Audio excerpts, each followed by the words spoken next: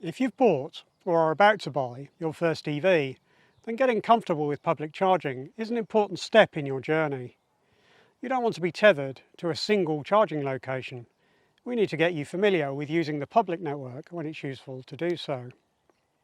In today's video, I'm going to cover some of the initial things you need to know as a new EV owner, the next steps in your ownership experience. Mostly, we're going to cover public charging. Whether that's because you can't charge at home, or because you want to be able to stray further from home than the range of the car allows. If you've had a nice car before, your first EV experience might seem a little daunting. How we get energy into an EV is a bit different from how we do so in cars using petrol or diesel. Don't panic, hopefully this video will help. And if it doesn't, drop me a question in the comments section and we'll see what we can do. Hopefully you've managed to work out your regular charging routine, what you will do most of the time, at least if you're able to charge from home. I've done a video on home charging that might be of help if you've not already watched that. I'll put a link to that video on the end screen of this one, as well as in the description, in case that's of use. However, you shouldn't need to watch that one in order for this to make sense. I've tried to make each stand alone. Before we can use a public charge point, we need to know where they are. For that, we need to use an app or two. There are numerous, but there are a couple I would recommend you consider. I use ZapMap for a lot of information. Here is the ZapMap website. You'll get a similar experience to this when using their mobile app. We can search by postcode and see a map with pins on showing the charging locations. Click on a pin to see more details, such as the number of charge points and their speed. Note that the pins are different colours to denote different speeds. Learning those colours will help you with quick mental filtering for what you want. However, the filters offer the ability to restrict the view further, not only by speed, but also connector type, the operator, and the payment methods accepted, to name but a few. There is usually information on each connector, including whether it's currently available for use, as well as some site-level information, such as opening hours and restrictions, and often a place for community posts on how other people's sessions have gone at that location. Other map apps you might consider include PlugShare, which sometimes has a bit more information on parking restrictions than other apps. Then there are maps from each ChargePoint operator if you want to use those, and apps that help with payment, such as Octopus Electroverse. I tend to reach for apps that show me everything, rather than just charge points by a single operator, but note that even those apps giving a holistic view are sometimes pre-filtered by default. For example, the Octopus Electroverse app that I use starts out with a filter when first installed that restricts what you see to only those charge points that you can pay for via the app. So just turn that filter off if you want to see everything.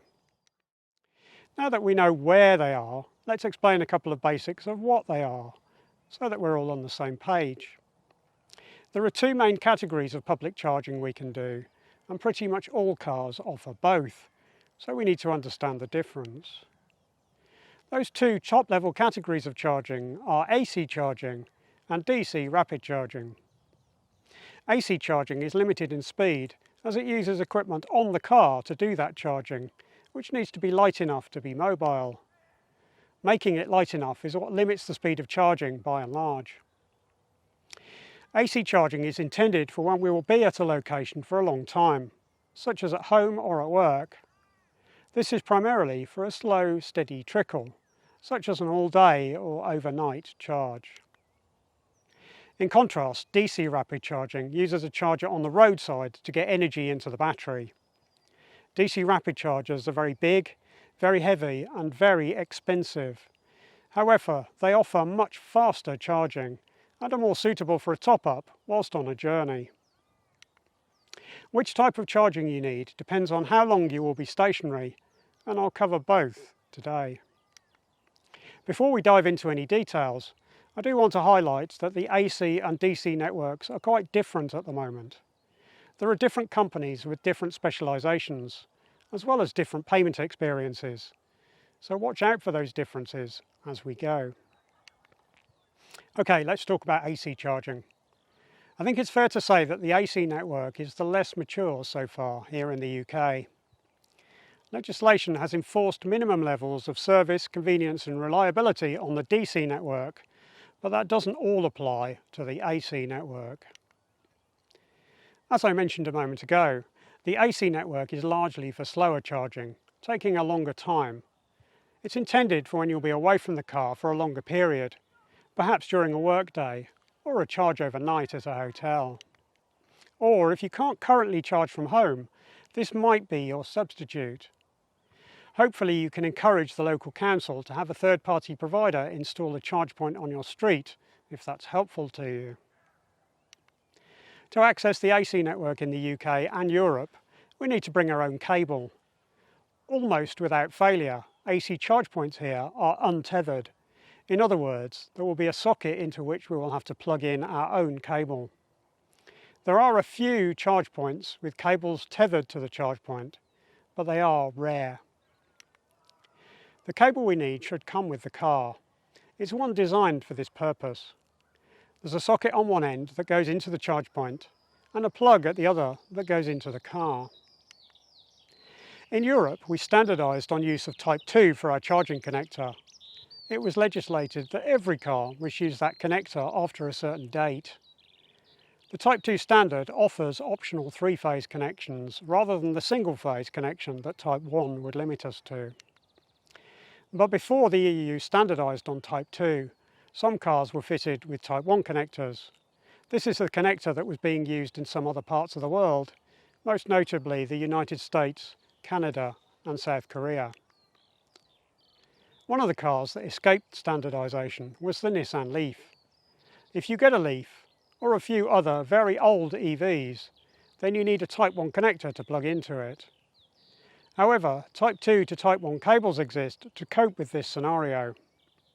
If you have a Leaf or an extremely old first-generation Kia Soul, or the Mitsubishi i-MiEV, or the Citroën or Peugeot equivalents to that, then you will use a cable with a Type 2 connector at the charge point and a Type 1 connector for the car. That approach ensures that all charge points can be compatible with all cars. I can't guarantee that you won't find a charge point with a Type 1 connector on the public network over here, but I'm not aware of ever having seen one myself. If you see one, then it's a very rare thing indeed. Assume that everything is Type 2 and you won't go far wrong. Charging on an AC charge point follows the same basic process on pretty much all networks, so let's go through that now. First, we need to get our cable out. I tend to lay it on the ground at my feet for when I'm ready to start. Next, we need to prepare the payment method. I don't mean we pay yet, but we ready ourselves for doing so. We work out how that's going to be done so that we have it to hand when the time comes. Just at the moment, how we pay for AC charging on different networks remains somewhat fragmented. Some networks still require us to use their own app or RFID card, so in some circumstances you might have to download that and set up an account at this point. That's all a bit of a faff, and I don't want to be bothered with it, so personally I don't do that. Instead, what I do is use an app or card that lets me pay for most networks, and I ignore those networks that don't allow me to pay with my choice of payment method. The apps to which I refer have become known as roaming payment providers. The two that I use are ZapMap and Octopus Electroverse. Most often I use the latter, Electroverse, because I get an RFID card that makes it a one-tap operation in most circumstances. The card doesn't work on absolutely everything on the Electroverse network, and the app remains for when the card isn't accepted at a site, but it's super convenient to use the card when it's possible. By the way, the app tells you in advance if the RFID card will or won't be accepted. The good news is that this type of roaming is finally getting more widespread. From the end of November 2025, UK legislation requires every ChargePoint operator to allow payment with at least one roaming provider. They won't all choose the same providers, but even so, this will be another important step towards the ease of use that we get when paying for fuel for an ICE car. and which, quite frankly, we deserve, and in my case at least, demand. At the moment, there are a couple of big AC charge point operators who are lagging behind the others in this regard. PodPoint is one of the biggest there is here, and they don't yet offer roaming, so I drive on by. BP Pulse is another large one. Their version of roaming seems to be to enforce the use of their own fuel and save system. Not very tempting. No thanks. Finally, Shell Recharge have some strange rules, such as fining people who stay in a bay at a hub or fuel station for more than an hour. Their charging costs are also some of the highest, so I tend to ignore them too. Now, of course, it's up to you. Register for these network-specific apps if you want to. If there's one that you will use regularly, then by all means dive in. And if you like the reward system they offer, then go for it. However, I'm holding out. Where there is a lot of charging infrastructure, I usually have options, and I vote with my feet, or in this case, wheels. Right, so back to charging. Hopefully you've worked out the payment system. Next, we need to release the charge flap of the car. How you do that can vary a bit between cars, so that is something you need to look up in the manual. With that done, we simply plug in both ends of the cable and then authorise the payment with the mechanism you've chosen. In this case, I'm using my Octopus Electroverse RFID card, albeit disguised as something else, to avoid exposing my personal details. But you might choose to use an app instead. Charging should start within about 30 seconds or so. Be a bit patient and wait with the car. We want to see that the car starts to charge before walking away. There's nothing worse than getting back and finding that it never started charging.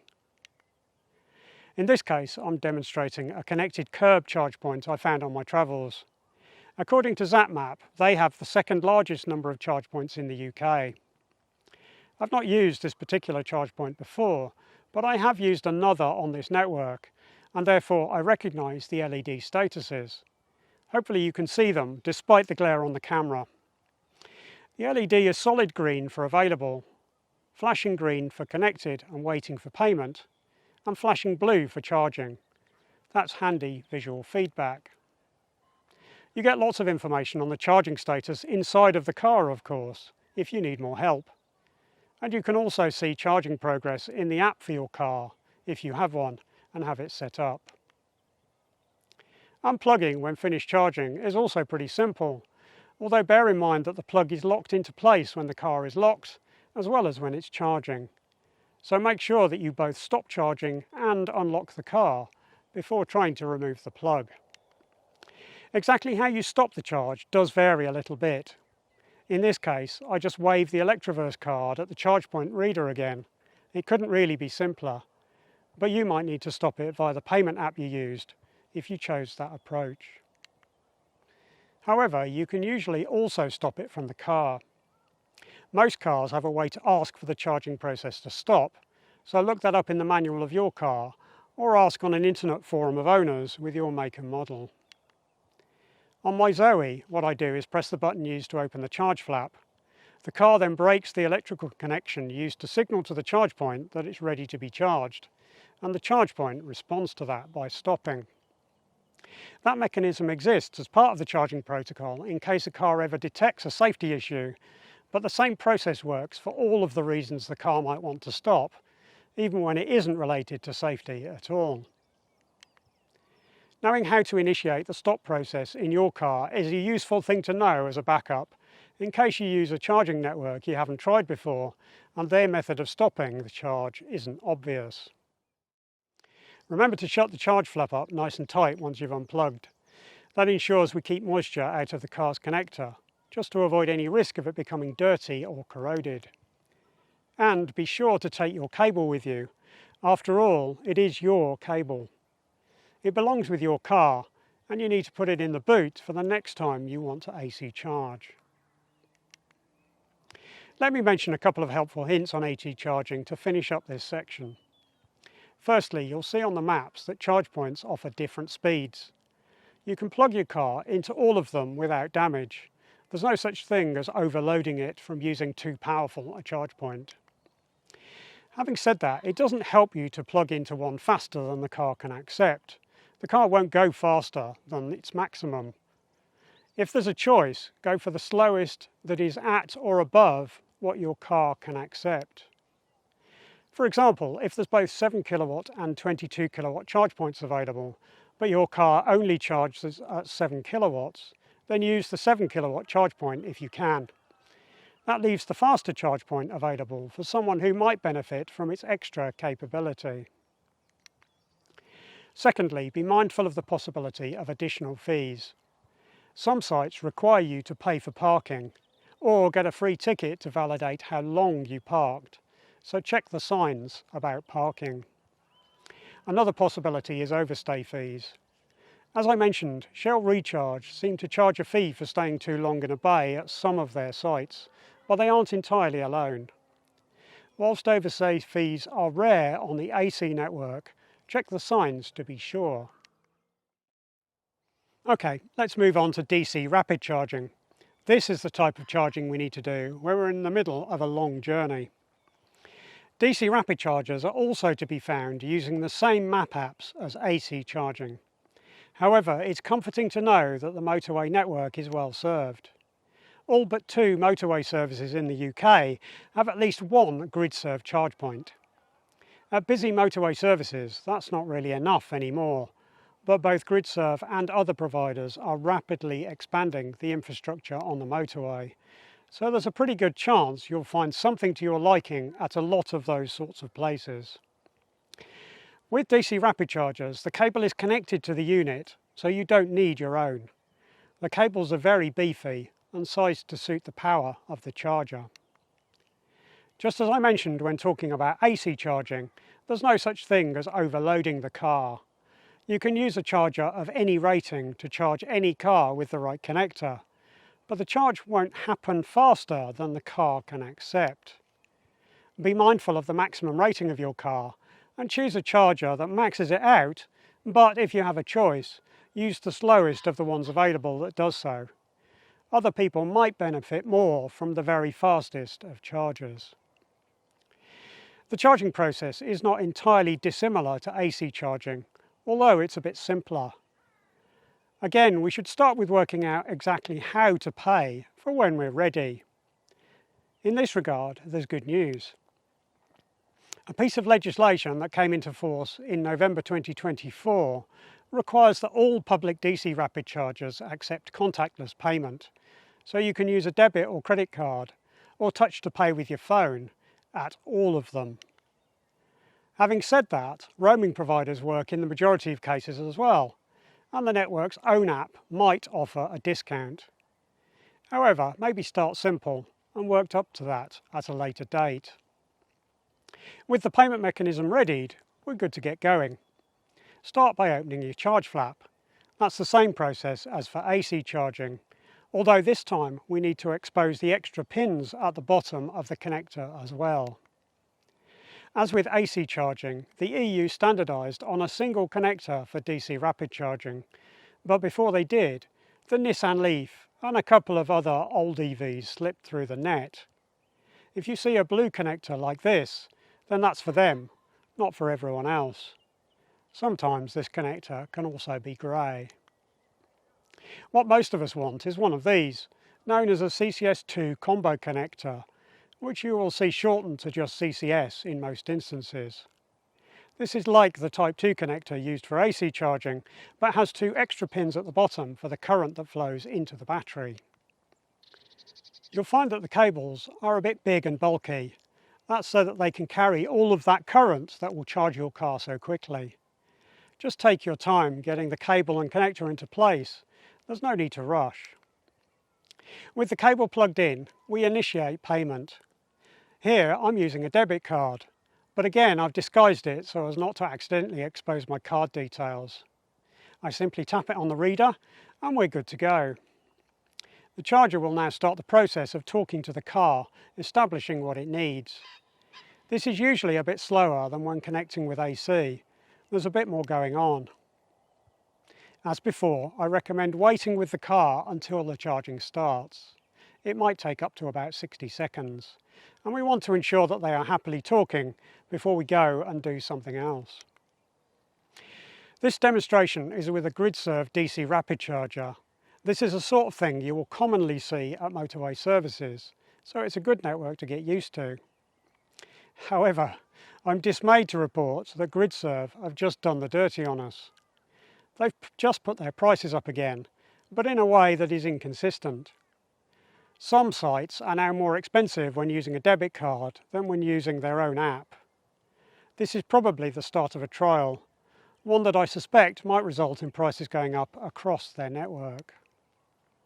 85 pence per kilowatt hour is what Shell Recharge, BP Pulse and Instavolt also all charge for DC rapid charging, but it's a lot more than a number of other operators. So just like those others, I guess I will be avoiding Gridserve from now on. You can still get the lower price using the Gridserve app, but like I said before, I'm not a fan of all of that. So I'll just take my business elsewhere most of the time and use Gridserve only when I absolutely have to. Once we've got what charge we need, and not any more at those prices, we need to stop the charge and disconnect. Usually you stop charging with a button under the screen or an on-screen button in some cases.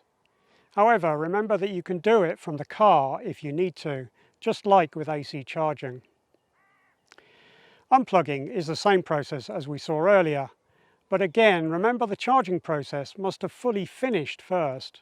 That can take a few seconds, and the car must also be unlocked.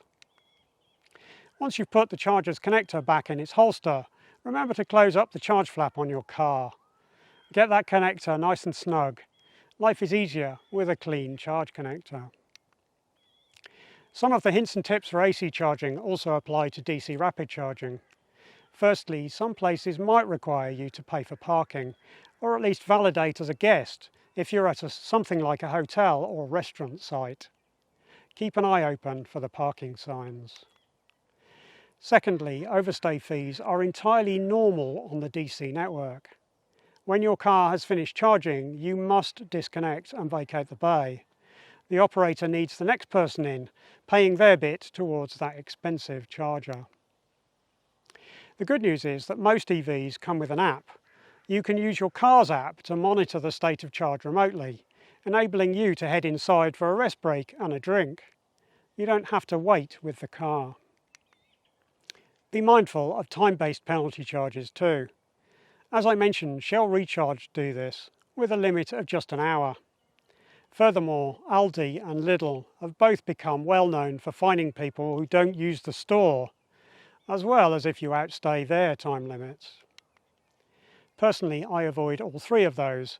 That's not exactly the welcome I want as a user. I'll leave those sites to other people. There are lots of sites now, so you can usually choose something else if you want to. Okay, let's touch on a couple of quick points regarding troubleshooting any charging issues. There are a couple of things that might cause charging to go slower than you expected or not start as intended, which we need to cover.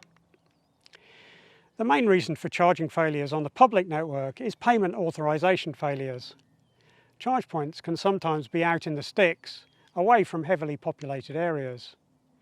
I think for simplicity of installation, most charge points use a mobile data network to contact base, and as we know, those mobile networks do not offer perfect coverage everywhere. It can be frustrating if payment doesn't authorize, but you sometimes have to try a couple of times. In my experience, using an RFID card, like the Octopus Electroverse card, can be a bit more reliable, although I've had that fail too on one occasion. There's a referral link for Octopus Electroverse in the video's description if you choose to give that a try. We each get a bit of charging credit if you go that route. There's a short summary of the benefits with the link. Another reason for failures can be timeouts. Some cars, and some charge points, require you to start charging within a minute or two of plugging in. Otherwise they throw a bit of a strop and go into a charging failed status. If you have problems with payment, then you might need to unplug and start again, but that is dependent on how fussy your car is about the time to initiate a charge. You shouldn't expect this to be a problem. You don't have to rush, but bear in mind that it might happen and watch out for it. Some cars offer some settings that we need to be aware of. The first is scheduling. Remember that a schedule in the car may stop it from charging straight away. It would be an easy mistake to make to leave a schedule enabled. The next setting to check is the maximum charge limit, a percentage you should ideally not exceed on a regular basis. If you have that set, then the charging will stop at that percentage and go no higher. Try to remember that setting exists and change it if you intend to charge above that level for your onward journey. A third setting offered in some cars is the maximum charging current. If you change that from its maximum, then the car will charge slower, so you need to take that into account when trying to work out how long the car will take to charge. That's not a setting I've seen for DC rapid charging, but may affect your experience on the AC network. The final thing to mention is about the cable you use on an untethered AC charge point. A charging cable contains a resistor that specifies what current it's capable of carrying. If you use a low capacity cable, then that might slow things down. Most of the time, the cable comes with the car and will be the right one. However, if you buy the car second hand, then it's possible that someone has put the wrong cable in. And if you have to buy one yourself, then you should buy a 32 amp cable for a car that can charge at 7 kilowatts. Using a 16 amp cable will cause the charge speed to be derated so that the cable doesn't overheat. If all else fails when charging, remember that there is now a contact centre available 24/7 who can help. As a result of legislation, you will no longer be in a position whereby you can get stuck without someone to ask for assistance. Give the call centre a ring if you are having problems. They may remotely reboot the charge point to get you out of trouble or offer other advice. Well, that's it for this public charging guide. Hopefully you now have a better understanding of the categories of charging and whether to use AC or DC depending on how long you will be away from the car. Then we talked about how to charge on AC, including the various payment options you might encounter, before covering how to charge on DC rapid chargers, and then talked through some troubleshooting tips if things aren't working. Hopefully this video will have gone some way to calm any fears you might have about public charging. As you saw in my demonstrations, the process isn't all that complicated. I suggest starting simple. Learn a single network first, perhaps one of each category, and as you get comfortable with those, you can branch out to other things. You can try other networks on for size to further increase the confidence that comes with experience. As you get more and more comfortable, then you can start to investigate ways to save money on public charging, which networks are cheaper than others, and whether the memberships that some of them offer are worthwhile in your scenario. If you already have an EV, then drop me a comment pointing out anything you think I missed in today's video. And if you don't, then keep an eye on the comments section, as other viewers are bound to make useful suggestions that might help you. Your questions and comments on this subject are most welcome. Let's keep the information flowing down there. If you've liked the video, then it's a real help to me if you click the thumbs up button, and consider subscribing to the channel if you want to see more from me. Thanks.